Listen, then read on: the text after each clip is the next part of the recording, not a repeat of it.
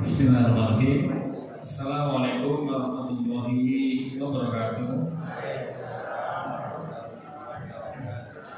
Alhamdulillahilladzi hadana li hada wa ma kunna linahtadiya laula hadanallah. Asyhadu an la ilaha illallah wahdahu la syarika lah wa asyhadu anna Muhammadan abduhu wa rasuluh. Subhanaka la ilma lana illa ma 'allamtana innaka antas samiul alim. Allahumma shalli ala Muhammad wa ala ali Muhammad wa ala alihi wa ashabihi wa tabi'ahum bi ihsan ila yaumil ba'd. Amma ba'du. Segala puji hanya milik Allah Subhanahu wa taala. Kita bersyukur atas segala karunia, nikmat dan hidayah. Tak terkecuali pada malam hari ini kita ditolong oleh Allah Subhanahu wa taala untuk sama-sama menjalankan kewajiban kita. Salat maghrib berjamaah merupakan sebuah karunia yang luar biasa. Di saat mungkin hamba-hamba yang lain masih di jalan, bisa telat, bisa terbengkalai sholatnya, tapi Allah berikan kita kekuatan hidayah tepat waktu berjamaah di masjid. Itu sebuah anugerah yang luar biasa. Semoga kita istiqomah sampai akhir zaman, sampai akhir hayat, bisa memelihara sholat tepat waktu, menjaga hubungan dengan Allah itu dengan baik, ya. Kalau hubungannya dengan Allah itu baik, bisa hubungannya dengan sesama manusia baik juga. Selawat beriring salam kalau tercurah kepada beliau Nabi Sallallahu Alaihi Wasallam, serta keluarganya, para sahabatnya. Kita sebagai pengikutnya, insya Allah berusaha untuk senantiasa istiqomah mengikuti ajaran Nabi Muhammad SAW hingga akhir zaman. Amin Allahumma. Bapak Ibu jamaah Masjid Baitur Rahim yang saya hormati, yang saya muliakan, semoga diberkahi Allah Subhanahu wa taala. Pada kesempatan yang berbahagia ini, Al-Fakir dapat amanah dari Ustaz Isra. Semoga pahala untuk beliau dan Allah bersedia. Kita diskusi sifatnya Pak ya di sini ya. Tidak ada faktor menggurui atau senioritas. Diskusi ya. Perkenalkan sebelumnya, saya pengurus Masjid Raya Syekh Taufik Al-Minangkabau. Bapak Ibu, biar tidak multi persepsi. Ini siapa kok kesini kok mau ngajarin orang tentang masjidan. Saya pengurus Masjid Raya Syekh Taufik Al-Minangkabau di bidang LB3STM, Lembaga Pendidikan, kemudian pelatihan dan pengembangan SDM. Jadi security, imam, pegawai masjid, admin, termasuk cleaning service, itu saya berikan pelatihan capacity building, ya, pengembangan sumber daya manusia, tidak hanya rapi tapi ramah, attitude-nya, KPI-nya bagus. Karena Masjid Raya akan menjadi pilot project personal nasional dengan ISO 9001 dan 26000 yang pertama di Indonesia. Makanya segala sisi harus teratur sesuai dengan SOP. Nah, ini. Kemudian saya sering isi training manajemen masjid komprehensif, diberikan jadwal oleh Biro Kesra Pemprov, Keliling Sumbar dan beberapa daerah di Indonesia, memberikan pelatihan tentang kemasjidan kepada para takmir. Ya, kaidahnya begini Bapak Ibu, mengurus kadi yang itu aja ada ilmunya, ya, apalagi mengurus masjid ya, lebih butuh ilmu, ya. Di kantor itu yang notabene itu produknya adalah dunia, ya. Saya pengalaman di 6 perusahaan besar, ya. Itu segala sisi sangat sistematis dan profesional. Itu urusan dunia Bapak Ibu. Masa urusan akhirat biasa aja. Udahlah, kita copy paste, kita duplikasi, cuma beda produk aja. Ini bisnis oriented tentang profit, ya, tentang untung laba. Kalau ini tentang aman, sama sistemnya, ya, cuma beda produk. Tapi dalam masalah profesionalisme harus sama, ya. Masalah masjid akhirat kok biasa-biasa saja. Udahlah, masjid-masjid berkembang nasional itu hebat sekali, ya. Semua aspeknya sesuai dengan SOP, standar operasional prosedur. Jadi gitu ya, analogi ringannya, mengurus KD aja ada ilmunya, apalagi mengurus masjid. Ya. Jadi ini materinya itu saya ada 370-an slide, ya. Mudah-mudahan semoga nanti bisa tuntas. Barangkali ada kesempatan oleh Ustaz kita ini ya. Kita sifatnya diskusi apa ya? Itu apa yang saya terapkan di Masjid Raya, di beberapa masjid bisa diadopsi dan sesuai kebutuhan. Tidak semua masjid bisa diterapkan di kita, karena kulturnya beda, jamaahnya beda. Cukup kalian itu dananya melimpah, ya, sampai infak subuhnya itu 120 juta setiap bulan. Ya. Itu yang cerdas pengurusnya, ya. Tapi dan semuanya bidang bisa diterapkan di sini. Situasional apa yang kita butuhkan. Mereka masjidnya bangunannya tua, tapi yang membuat itu adalah pengurusnya yang visioner dan cerdas, yang inovasi tanpa menyalahi adat dan syariat. Begitu ya. Ini kita mulai dengan pemilihan pengurus masjid. Nah, jadi apa ya? Pemilihan pengurus masjid. Di antaranya adalah membentuk panitia ketua masjid, melakukan penyelidikan secara calon ketua masjid ya. Saya dipilih sampai 2027. Itu pun riset sesuai bidangnya. Anda menguasai tentang human resource ya? Ya, karena akan diterapkan di sini. Maksudnya tentang pembinaan security, capacity building, menguasai tidak? Alhamdulillah saya ada histori dan saya S3-nya tentang sumber daya manusia. Milih itu harus lihat kapasitasnya. Kalau di sini nanti ada pelan cuma langsung, susah kan? Udah pelan-pelan ya Pak ya. Makanya harus sinergi antara yang muda dan yang tua. Ini materi nasional, maaf Bapak Ibu. Ya, saya kalau ngisi formal di hotel itu saya kasih mukadimah. Bapak Ibu, Bapak-bapak Pak Ustaz, kalau Bapak ditegur oleh sesama jamaah karena sebuah sistem yang Bapak terapkan itu mungkin kurang pas, ya. Bapak mungkin marah, tapi dalam forum-forum formal tidak boleh marah karena materinya standar nasional, gitu, ya. Nasional, ini materi nasional Bapak Ibu ya. Melalui riset saya selama 4 tahun, saya riset dari berbagai masjid, saya tuangkan di sini, mudah-mudahan bermanfaat, gitu ya. Jadi pemilihan pengurus masjid melalui ini. Ya. Banyak ya. Pengurus masjid memiliki kedudukan sangat penting, krusial sebagai nahkoda, makmurnya, ya, survivnya, berkembangnya sebuah masjid karena seorang pengurus masjid. Maka seorang pengurus masjid tidaklah senantiasa mengupdate dan mengupgrade keilmuan seputar kemasjidan. Di antara caranya adalah apa? Beli buku tentang kemasjidan sekarang banyak oleh para pakar, lengkap sekali. Ya. Dari masalah KPI, ya. Ada beberapa masjid itu tertuang pengurusnya tapi tidak aktif. Itu nanti ditertibkan dengan KPI.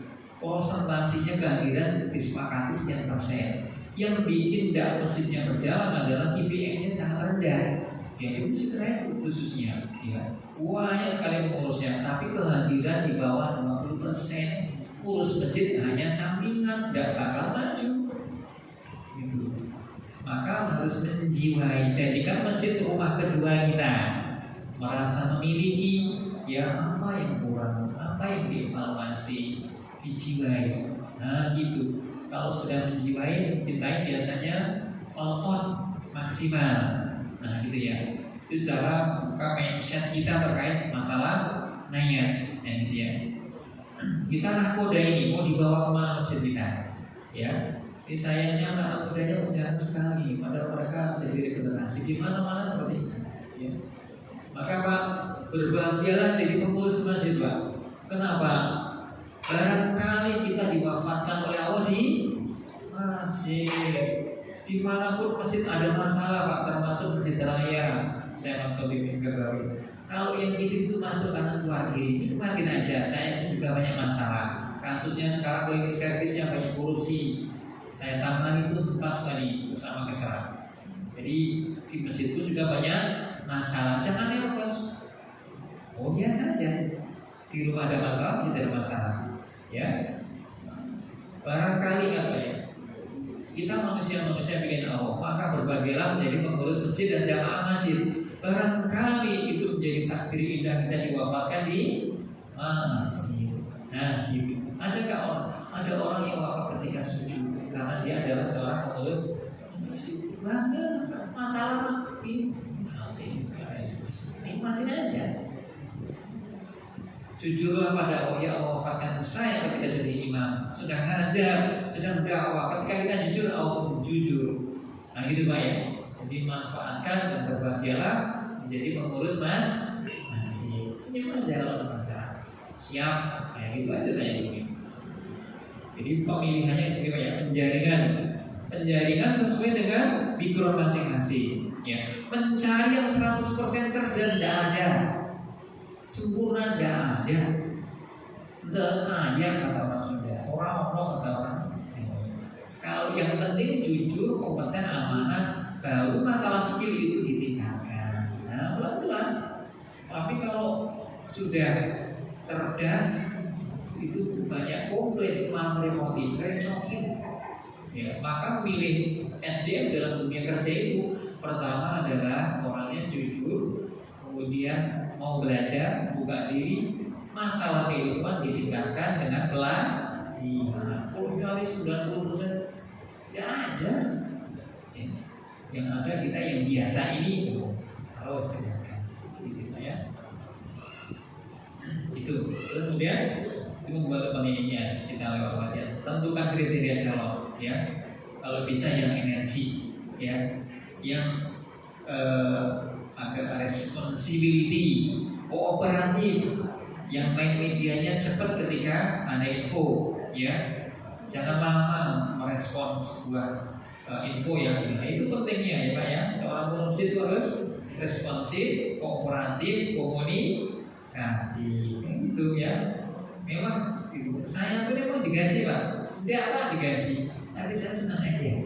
Saya pengalaman di masjid di Jakarta di komplek TNI AL ketuanya jenderal, yang tua-tua jadi penasihat, yang action, yang muda-muda makmur Pak. Yang tua-tua ya nak siapa? Tapi kalau semuanya didominasi oleh orang tua, enak orang tua bikin flyer bisa, bikin spanduk bisa, fundraising berbasis media bisa. Makanya berilah kesempatan yang muda, yang tua menjadi penasehat. Itu materi nasional ya Pak ya, nggak boleh marah. Gitu saya kalau ngisi ya, harus terbuka. Ya. Jadi gitu, tentukan kriteria ya. Kemudian penjaringan penetapan calon. Dan biasanya pengurus masjid itu dibatasi Pak, sebagaimana lurah, camat, bupati, wali kota, gubernur, presiden. Pengurus masjid dalam rangka meminimalisir dan menghindari senioritas itu dibatasi biasanya 3 sampai 5 tahun. Kenapa? Ada yang kemarin waktu saya ngisi training itu 20 tahun Pak, nggak mau diganti. Akhirnya Pak, biasanya ada kepentingan. Kalau ada proyek keluarga saya masalah. Kemudian kebijakan saya aja. Pokoknya kalau ada yang nggak mau diganti, pasti ada sesuatu. Makanya harus diberikan akad 3 tahun dibatasi. Kalau pas masuk 3 tahun, sodorkan akad ini apa? Tapi ternyata belum ada kandidat lain yang kapabel dan dia membuat makmur dan dia cerdas. Makin muskilah tidak aja dilanjutkan. Tapi dibatasi. Kalau enggak, senioritas Pak. Kasih kemarin, Bapak, oh kamu belum kaya aja aku udah di sini. Terus jawabannya orang tua kayak gitu. Kalau senioritas Pak, banyak maksudnya di ya. Makanya dibatasi. Sini alhamdulillah dibatasi ya. Alhamdulillah Pak, saya pun dibatasi di Masjid Raya, ya. 3 sampai 5 tahun. Pokoknya hati itu yang cerah, yang bening menerima sebuah pengetahuan. Nah, gitu ya. Itu bisa ya. Takmirnya sudah gitu ya. Nanti cari yang materi. Tapi memang untuk meningkatkan itu butuh pelatihan. Di sini sudah ada perpustakaan kan? Nah, betul, nanti ada kan namanya perpustakaan di sini. Beli buku tentang kemasjidan. Saya kan sekarang sambil megang perpustakaan Masjid Raya. Setiap bulan saya adakan buku-buku tentang kemasjidan, tentang filantropi, tentang media, tentang remaja masjid. Cerdaskan. Kita sosialisasikan pas protokol mau khutbah Jumat. Ya, silakan bagi remaja mahasiswa yang mau riset, orang mau yang mau berkunjung silakan. Nah, gitu saja. Adakan walaupun mini Ustaz, ya, walaupun mini perpustakaannya. Nanti ada fikih sholat jenazah, nanti ada fikih faraid, kemudian tata cara pembajuan, yang mudah-mudah belajar. Akhirnya anak-anak mudanya menjadi orang-orang yang multitalenta, yang tua berhalangan, yang muda siap. Karena apa? Difasilitasi adanya perpustakaan masjid. Jangan semuanya dari luar. Di masjid harus menghasilkan SDM yang bisa diberdayakan ketika kondisi-kondisi darurat. Nah, gitu ya. Pas udah hujan gede petir nyambar-nyambar, ya banjir. Khatibnya nggak datang karena kebanjiran. Di masjid alhamdulillah ada anak muda yang menguasai. Itulah pentingnya anak muda dikader. Dan di antara ciri masjid yang sehat itu adalah mengkader generasi mudanya. Nah, kamu akan menjadi pewaris pembinaan. Ayo, kita belajar. Begitu itu masjid yang sehat. Kalau yang tidak sehat, itu berpuluh-puluh tahun dia aja. Ini realistis, ini nyata, ini valid, ya. Ini ya Pak ya, ini diskusi aja ya. Ini kisah-kisah nyata yang saya temukan di berbagai masjid. Maka kita harus membuka diri. Banyak anak muda yang cerdas, yang pikirannya maju, berikan kita kesempatan. Nah gitu ya. Kemudian ya. Nih, yang ketua terpilih bersama formatur menyusun sesuai dengan struktur yang sudah menyepakati masa berlaku 3 sampai 5 tahun. Kemudian Majelis Syuro menyetujui kepengurusan baru dan pengukuhan bisa juga dimintakan kepada DPI yang diplomasi setempat terkait masalah kepengurusan atau musyawarah siapa itu dicari. Jangan ada yang terpaksa, tapi kalau bisa yang rela. Kalau rela sama terpaksa beda nanti dalam mengelola masjid. Kalau masalah ilmu nanti bisa ditingkatkan Pak. Tapi kalau terpaksa biasanya jalan-jalan masjid. Apalagi cerdas tapi akhlaknya nggak bagus, biasanya banyak kritiknya daripada kerjanya. Ya. Ini terkait masalah pemilihan pengurus masjid. Ada yang ditanyakan Pak? Silakan. Ini dari materi yang ini. Kita diskusi aja Pak ya. Nggak saya nggak mendudukan di sini orang-orang soleh, orang paling ini. Gimana Ustaz? Ada yang mau ditanyakan? Ibu ada yang mau tanya? Ada? Ada. Tidak. Kita tentang masjid. Kalau Ustaz, ada yang ditanya tentang pemilihan masjid? Ya.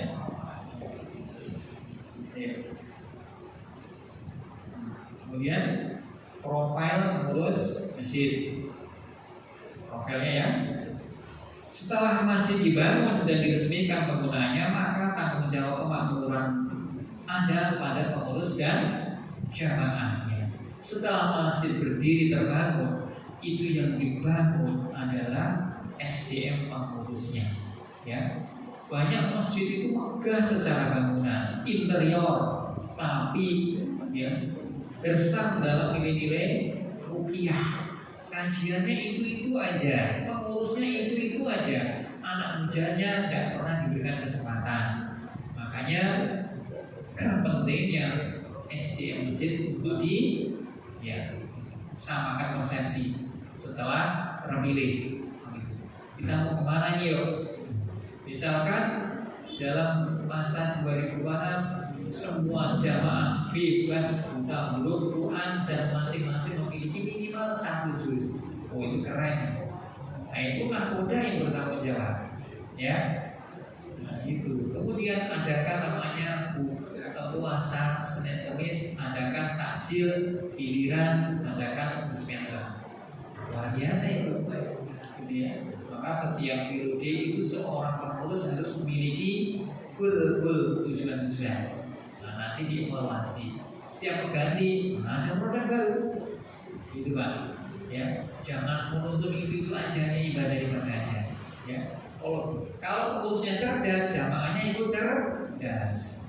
Kodarwo jamaahnya ada yang jadi ASN, birokrat, TNI, dokter, karena ditarbiyah oleh pengurus masjid yang cerdas dan soleh, yang bekerja di instansinya menjadi pribadi-pribadi yang hebat mewarnai instansinya. Buah dari kader pengurus masjid itu, ya, sangat krusial, sangat menentukan pengurus masjid itu ya.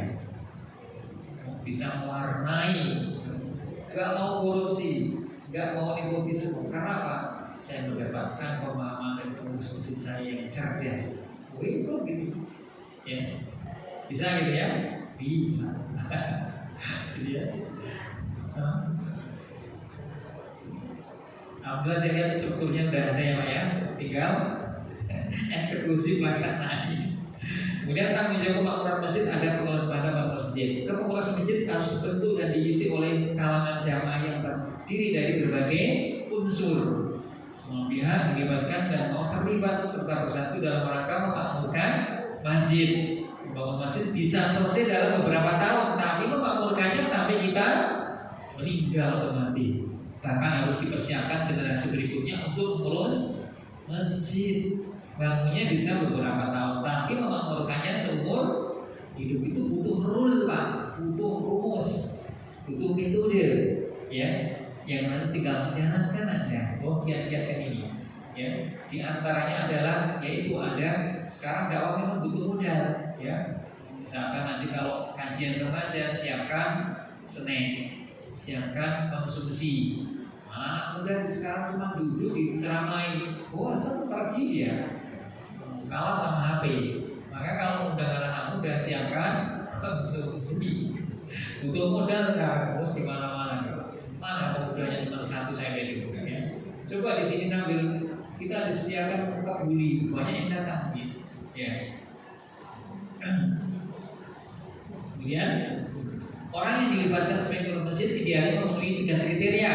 Ya, memiliki kepribadian yang soleh. Kalau pas-pasan yang soleh-solehkan, ya, maka akan diajarkan kajian tentang akhlak oleh narasumber nanti. Ya, kemudian memiliki kepribadian, saya memiliki wawasan yang luas serta tentunya wawasan keislaman. Gak gagap tentang info-info kekinian. Misalkan apa yang terjadi di Palestina, apa yang terjadi di belahan bumi manapun tentang dunia Islam, itu harus memiliki. Karena nanti kalau ada ini, oh ya langsung responnya seperti ini. Itu kalau bisa, ia berwawasan luas. Kemudian memiliki kemampuan manajerial yang sesuai dengan tugas dan job desk-nya yang dibebankan. Memiliki skill, keilmuan tentang manajemen tim, ya. Oh ini gini job desk-nya, nanti dievaluasi, nanti di QC, nanti dipresentasikan 3 bulan sekali job desk-nya, walaupun tidak formal ya karena masih biasa. Tapi ayo kita rapat yuk, ngobrol sambil ngopi, ya apa 3 bulan ini apa yang bisa dikerjakan? Nah, apa? Oh nanti kan akan terpacu untuk bisa imajinasi baru, rumah baru. Tapi kalau berjalan begitu aja, dijamin biasanya stuck lama. Yang gitu aja. Makanya ada evaluasi secara berkala ditentukan waktunya, gitu ya. Kemudian ini hadisnya, Indonesia membangun sebuah masjid karena mengharapkan itu. Yang kami ya maka Allah membangunkan pula banyak sebuah kali juga.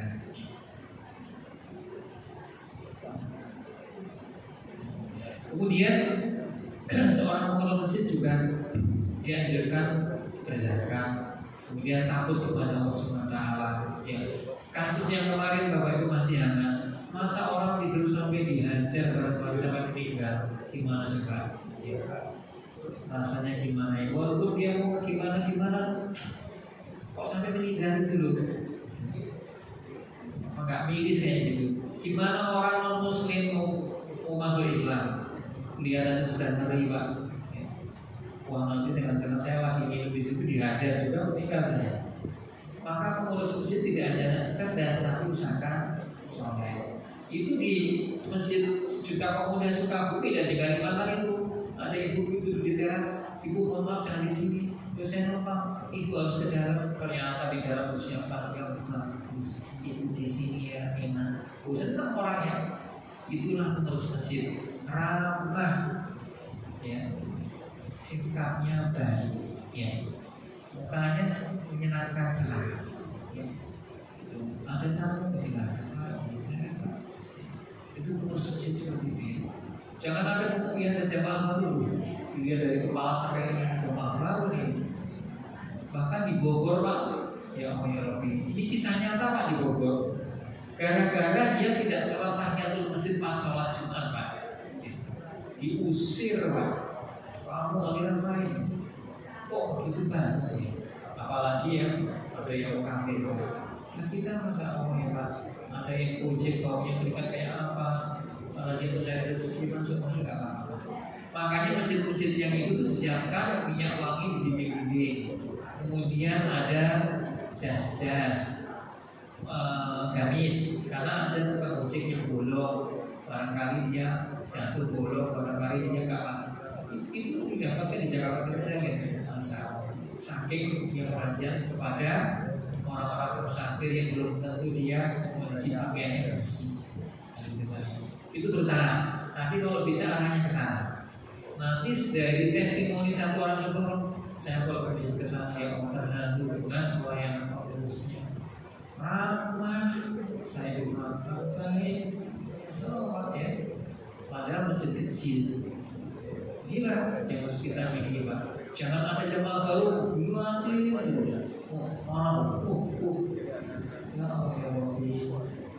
Barangkali dia musafir di mana? Ya.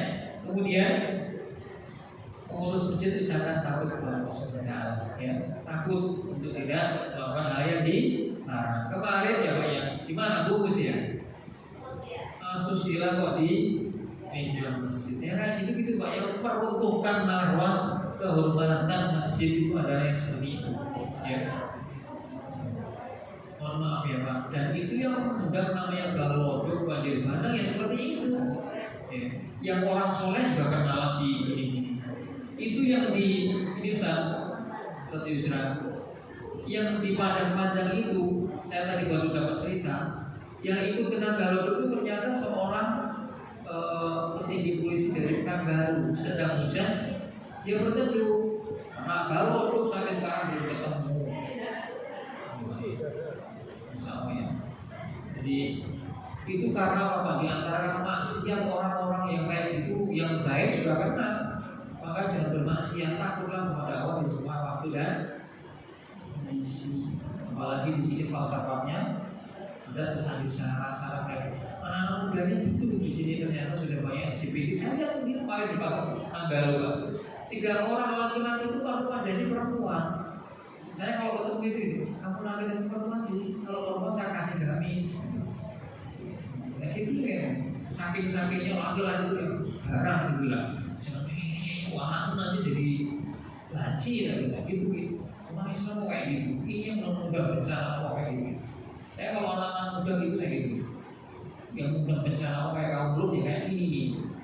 Yang baik jadi kena bapak-bapak yang nggak apa-apa jadi kena galodok kayak polisi itu di Padang Panjang itu. Karena maksiatnya orang-orang itu jadi yang soleh juga kan. Nah maka kita belajar sumber itu terkenal inteleknya. Kalau bicara Islam di Indonesia mana? Aceh, Sunda, NTB itu terus orangnya. Ya. Maka dijaga kebernian, ya. Maksiat khususnya itu maksiat. Ya. Pilih kalau pilih juga maksiat juga. Ya. Maka pengurus masjid kalau bisa menjadi pelita. Silahkan, silahkan ramah gitu. Bisa ada orang-orang yang di instansi itu jadi hebat, jadi cerdas, jadi soleh karena sholatnya diganti wahid. Wah, hebat itu namanya.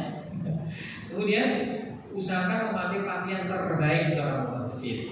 Seperti Allah berfirman, yang tadi ada kudusin ataku indah beli masjid. Pakailah pakaian yang terbaik ketika ke masjid. Ada kita pakai yang lebih garingin aja ya. Kita mau ketemu Pak Camat mendapatkan bantuan. Ya, atau ketemu ini ya. Pakainya pasti tidak sembarangan, wangi, on time, ketemu jam 8, jam setengah 8 dan ketemu ya. Itu aja begitu rapi. Masa ketemu Allah biasa aja. Ya, maka usahakan ketika ke masjid pakainya yang Nah, wangi. Mudah-mudahan nanti di sini ada rezeki, di dinding-dindingnya ada wangi-wangi. Seperti masjid. Kalau bapak kalau punya di Jakarta banyak. Karena apa? Padahal tukang gojek itu ringan. Jangan dihardik kurima, tapi siapkan solusi apa? Akhirnya pulang-pulang siapkan gamis, maka masih ada space tempat itu lah siapkan apa? Gitu Pak ya. Itu dia lama-lama akan menarik. Dia kalau sholat, saya kalau maghrib mengejar masjid itu. Kenapa? Saya keringetan habis di sini siapkan yang wangi dan gamis. Masya Allah, pahalanya besar bagi masjid. Maka masjid jadilah solusi. Nah gitu ya, sampai hal-hal yang kecil. Kemudian menyenangi kebaikan dan persatuan, ya. Tidak mudah provokasi, provokator. Difilter dulu ketika ada berita-berita negatif, ya. Ditabayun, dikresek, didiskusikan. Tidak bermudah-mudah mengatakan yang negatif. Ya. Oh gitu ya. Oh semoga aku beda jalan keluar. Nah gitu. Bukan malah iya sikat aja lah. Maka harus menyukai kebaikan dan persatuan. Itu seorang manusia seperti ini ya. Kemudian tidak menghalangi kebaikannya. Contohnya tadi di Bogor Bu, yang cerita teman saya Ustaz, karena gara-gara dia tidak sholat tahiyat atau masjid maksudnya diusir. Itu dia nggak menyukai kebaikan namanya, kan? Padahal nggak mempengaruhi jamaah di situ. Ya. Kemudian cinta kepada masjid, ya. Jadikan masjid itu rumah kedua, merasa memiliki dedikasi, loyalitas, ya. Aman, misalkan apa ya? Kipasnya sudah, nah, ini kayaknya perlu dicuci. Itu orang-orang tajam tadi. Kayaknya kita borong yuk, ya. Keliling. Saya kalau ngisi pelatihan imam-imam termasuk imam masjid itu, imam-imam yang menjiwai profesinya itu adalah hafal abad masjid, sekuritinya jumlahnya berapa, PD-nya apa yang dipegang. Tapi kalau imam-imam yang hanya opportunis, opportunity, hanya menggugurkan kewajiban imami, tidur, pergi, itu imam-imam opportunis namanya, mencari untungnya, itu nggak bagus kayak gitu ya. Banyak imam yang seperti itu namanya opportunis, hanya mencari honor nanti, pikirannya adalah akhir bulan. Tapi imam-imam yang jiwa profesinya itu adalah keliling lah, ramah, kemudian sudut-sudut diperhatikan, kekurangan. Kalau ada sesuatu ini lah, itu dia menjiwai, mencintai. Ya Allah, mau antarkan aku ke sini, aku dapat rezeki, dapat ilmu, dapat pahala, maka juga saya akan kontribusi untuk masjid ini. Itu imam yang bagus. Ini nggak boleh marah kalau ada yang tersinggung, namanya ebliknya gitu. Masa marah, materinya jangan saya udah kok marah. Berarti jangan terbangnya kurang jauh, gitu. Kalau ada yang gampang. Masjid Raya Sumbar itu latihan terus. Gak pernah tahu sekuritinya apa, gak tahu. Berarti Anda gak menjiwai ini. Itu ya. Kemudian memiliki semangat keilmuan. Ya. Apa jadi? Termasuk nanti kalau ada sholat jenazah bisa imamin, bisa tidak. Itu kan tadi ya. Kita tenang saja. Ada yang ditanya Ustaz? Ibu-ibu. Ini ya Pak ya, ini bertahap ya Pak ya. Untuk langsung sebentar ya. Ini sekarang attitude performa seorang pengurus masjid. Pengurus masjid hendaknya memiliki sikapnya. Yang baik. Sikap seorang pengurus masjid yang ideal adalah memiliki keikhlasan, ikhlas, integritas, dan komitmen tinggi dalam menjalankan tugasnya atau jobdesknya. Pengurus masjid juga harus memiliki kemampuan manajerial yang baik serta mampu menganalisis dan menjalin komunikasi efektif dengan seluruh elemen masyarakat. Ya. Selain itu, pengurus masjid harus mampu menjadi contoh teladan dalam menjalankan nilai-nilai keislaman. Di Jogokarya itu, kalau tetangganya sekitar masjid gak ada yang ke masjid, datangi, misalkan saya kurang kasih modal, tapi syaratnya masjid. Kalau kita belum punya modal, minimal kita ramah dan berpikiran dulu. Nah, kalau pas lagi, Assalamualaikum, gimana kabar? Kita Singapura, semoga Allah berikan kemudahan dalam rezeki. Itu sudah solusi. Tapi kalau kita cuek aja, nanti dia nggak ke masjid. Ente jadi pengurus masjid aja cuek, gimana saya mau ke masjid? Cukup kalian memiliki program kayak gitu, Pak. Ya.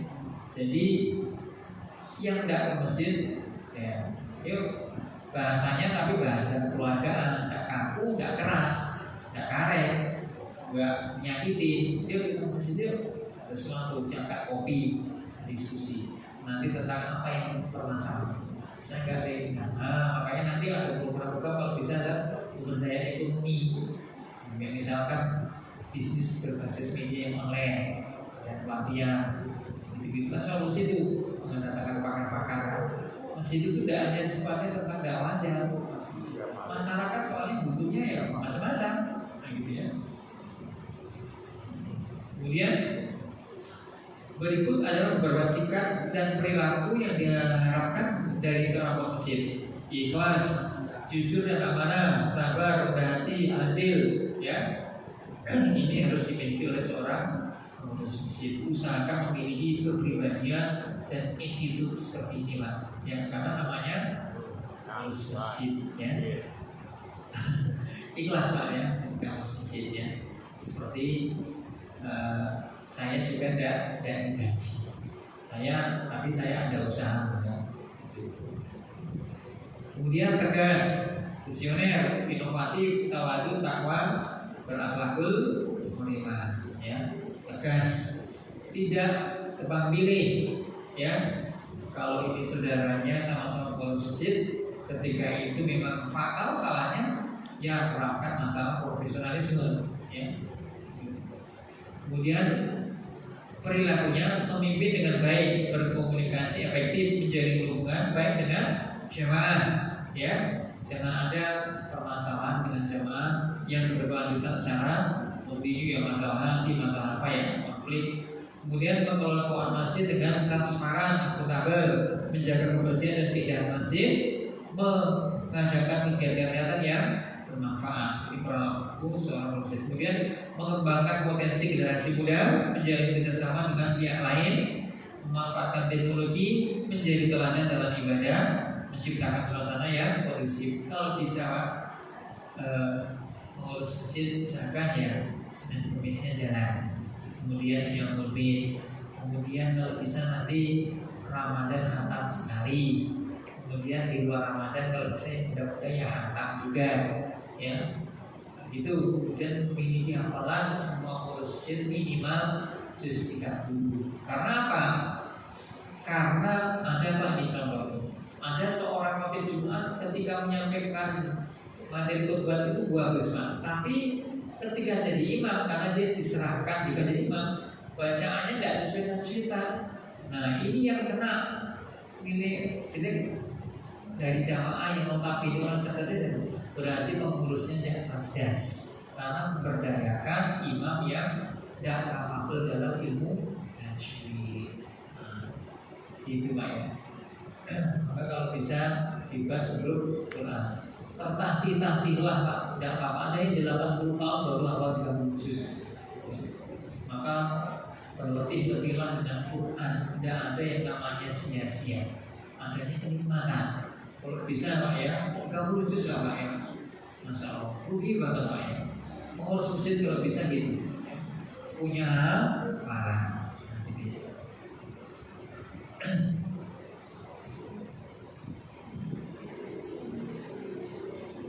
Maka yang tua sebagai ikonik kalau bisa memberikan inspirasi, ya.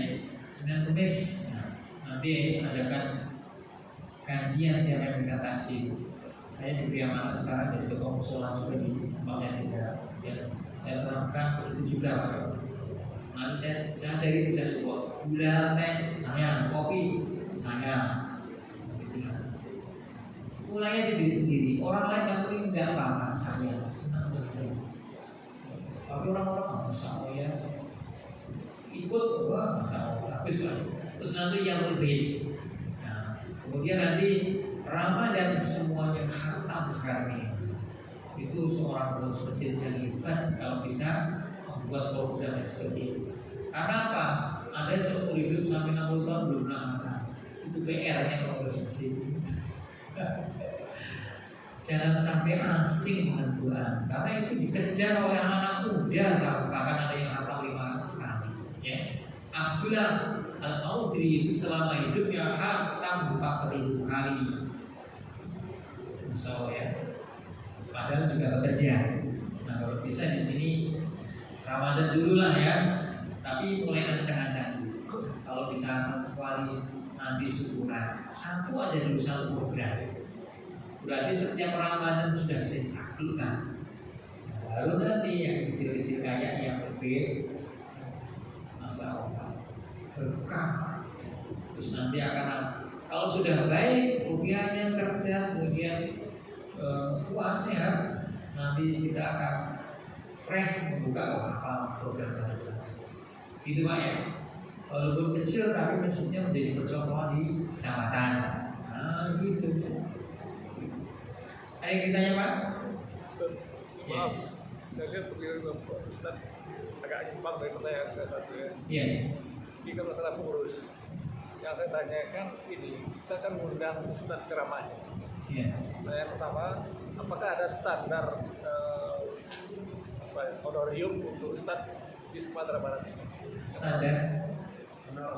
Honor Standar di Sumbar ada standar honorarium kan? Honor. Ustaz, Honor. khotib, ustaz. Oh gitu ya. Ya, betul satu ya. Yang kedua, karena kita berpatokan kalau mengundang katib kondak ya, Iya. itu tarifnya agak tinggi saja. Lalu dia melihat masjid lagi kalau kedatangan itu. Kadang-kadang dipanggil seperti maaf ya, saya dipanggil. Nanti yang datang dikirim utusan. Jadi itu kami sebagai pengurus merasa apakah tarif dasar kami rendah atau terlalu tinggi. Oh iya. Ya, itu. Ya, terima kasih. Kemarin saya ngisi training Pak di Hotel Aksana itu Medan. Itu isinya adalah khotib dan imam Pak. Judul saya adalah meningkatkan marwah para dai Pak di depan mata publik. Yang saya buka cara pandangnya mereka adalah tagline terakhirnya adalah hidup itu untuk dakwah, bukan dakwah untuk hidup. Lalu mereka terbuka. Makanya seorang pengurus masjid kalau bisa juga punya usaha. Kalau datang jangan distandarkan setiap masjid juga harus begitu. Saya pun biasa aja. Kadang saya lupa nggak dikasih nomor paspor cuma saya ya udah apa istri saya sudah kemana aku nggak kasih kamu loh kenapa? Karena tadi orangnya lupa. Udah dikasih. Khotib juga harus punya pemikiran yang itu, jangan bisnis oriented. Datang ke sana karena maksudnya nggak ada.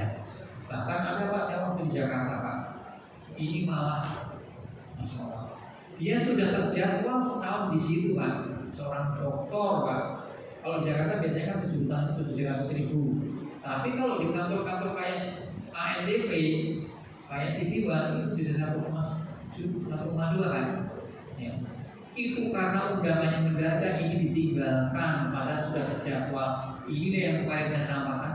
Kayak gini kok meningkatkan marwah gitu. Ya mana aja. Padahal terjadwal dan dia sudah kirim untuk Excel setahun.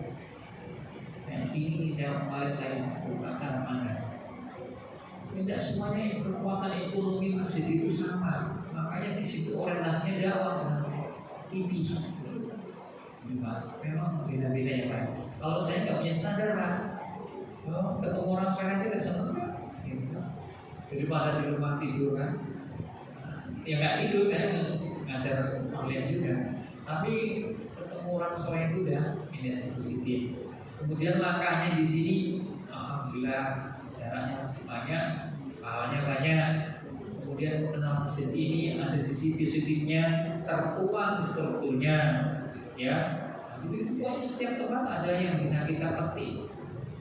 Itu tidak semua orang itu memiliki jiwa-jiwa yang dakwah yang ikhlas kan soal secara umum seperti itu. Ya, pilihnya yang mesti gede-gede. Padahal sekarang udah doktor, sholat udah saya udah penuh. Oh saya jual akademisnya. Itu tidak bagus. Saya kuliti itu kemarin di dalam sana, khotib sama gitu. Saya kemarin dulu Ustaz gimana saya bodohnya ini. Saya kasih tagline terakhir itu, hidup itu untuk dakwah, bukan dakwah untuk hidup. Makanya pendakwah juga punya usaha kalau bisa. Kalau nggak dikasih udah, nanti Anda dapat ini nggak dapat pahala dan Anda marwahnya otomatis turun karena Anda pikirannya honor bukan pikiran dakwah. Maksudnya gitu kan nggak boleh marah ya Pak. Saya pakai slide Pak. Itu beda-beda ya Pak ya. Tapi memang materi keikhlasan itu tidak semuanya. Nah kalau bisa memang training itu saya kan khusus spesialis SDM Pak. Alhamdulillah saya bisa gitu kan, training protein dari gitu kan, termasuk imam yang oportunis itu. Kerjaannya cuma gini, tidur, nonton HP, Facebookan, Instagram, imamin. Tidak peduli masjidnya itu kotor, ya ini kayak gitu bermasalah. Anda kayak gitu kok menjadikan anak muda harapan bangsa. Ya, Anda aja nggak peduli dengan masjid. Security-nya juga kenal, berapa jumlahnya nggak tahu. Citranya saya itu imamnya. Ini kita kalau orang sehat atas ya, bagus ya. Tapi kalau orang anak orang cerdas lah, bagus sih saya terangkan. Nah gitu, anak muda tuh gitu, ya. Kasihan yang tua ini, kita hormati. Yang muda harus energi kan, ditarik. Itu yang saya, itu yang kelas siap, gitu.